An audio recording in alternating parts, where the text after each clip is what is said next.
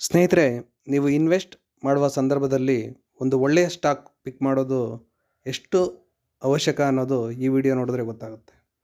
Bright com group ಇದು ಭಾರತದಲ್ಲಿರುವ digital marketing company. ಈ ಸ್ಟಾಕ್ ಮೇಲೆ ನ್ಯಾಷನಲ್ ಸ್ಟಾಕ್ ಎಕ್ಸ್ಚೇಂಜ್ ಮತ್ತು ಬಾಂಬೆ ಸ್ಟಾಕ್ ಎಕ್ಸ್ಚೇಂಜ್ ಜೂನ್ 14ರಿಂದ ನಿರ್ಬಂಧನ ಹೇರಿದೆ.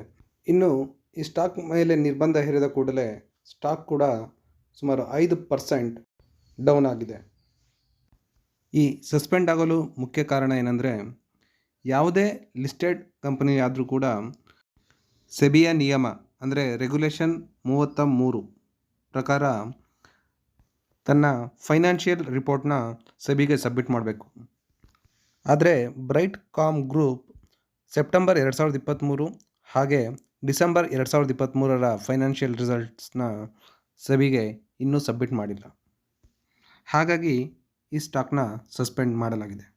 ಇನ್ನು ಈ ಸಸ್ಪೆಂಡ್ ಪ್ರಕಾರ ಜೂನ್ 14ರಿಂದ ಯಾವುದೇ ಇಂಟ್ರಾಡೇ ಅಥವಾ BTST ಟ್ರೇಡ್ ಮಾಡಲು ಆಗುವುದಿಲ್ಲ.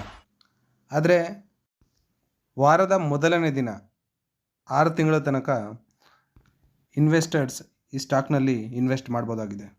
ಇದು ಮುಂದಿನ 6 ತಿಂಗಳ ತನಕ ಅನ್ವಯ ಆಗಿರುತ್ತೆ.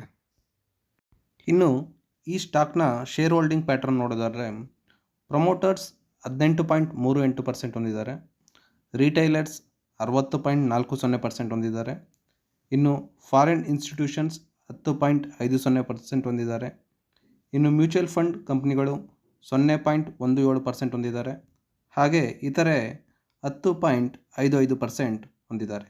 ಇದು ಈ ಸ್ಟಾಕ್ನ ಶೇರ್ ಹೋಲ್ಡಿಂಗ್ ಪ್ಯಾಟ್ರನ್. ಇನ್ನು ಈ ಸ್ಟಾಕ್ 52 ವೀಕ್ ಲೋ ಅಲ್ಲಿದ್ದು ಇನ್ವೆಸ್ಟರ್ಸ್ ಮತ್ತು ಟ್ರೇಡರ್ಸ್ ಅವಾಯ್ಡ್ ಮಾಡಬೇಕಾಗಿದೆ. ಇನ್ನು ಆಲ್ರೆಡಿ ಯಾರು ಈ ಸ್ಟಾಕ್ನಲ್ಲಿ ಇನ್ವೆಸ್ಟ್ಮೆಂಟ್ ಮಾಡಿದ್ದೀರಾ ಅವರು ಎಕ್ಸಿಟ್ ಆಗೋದು ಒಳ್ಳೆಯದು. ಇನ್ನು ಇದರ ಬಗ್ಗೆ ಮ್ಯಾನೇಜ್ಮೆಂಟ್ ಏನು ಡಿಸಿಷನ್ ತಗೊಳುತ್ತೆ ಅನ್ನೋದನ್ನ ನಾವು ಕಾದು ನೋಡಬೇಕಾಗಿದೆ. ಸ್ನೇಹಿತರೆ, ಇದಾಗಿತ್ತು ಇವತ್ತಿನ ವಿಡಿಯೋ. ನಿಮಗೆ ಈ ವಿಡಿಯೋ ಇಷ್ಟ ಆಗಿದೆ ಅಂತ ಭಾವಿಸ್ತೇನೆ. ದಯವಿಟ್ಟು ಚಾನಲ್ನ ಸಬ್ಸ್ಕ್ರೈಬ್ ಮಾಡಿ ಹಾಗೆ ವಿಡಿಯೋನ ಶೇರ್ ಮಾಡಿ. ನೀವೇನಾದರೂ ಫ್ರೀ ಡಿಮ್ಯಾಟ್ ಅಕೌಂಟ್ ಓಪನ್ ಮಾಡೋದಾದರೆ ಡಿಸ್ಕ್ರಿಪ್ಷನಲ್ಲಿ ಲಿಂಕ್ ಇದೆ, ನೀವು ಫ್ರೀಯಾಗಿ ಡಿಮ್ಯಾಟ್ ಅಕೌಂಟ್ನ ಓಪನ್ ಮಾಡ್ಕೊಳ್ಬೋದು. ಧನ್ಯವಾದಗಳು ಫ್ರೆಂಡ್ಸ್.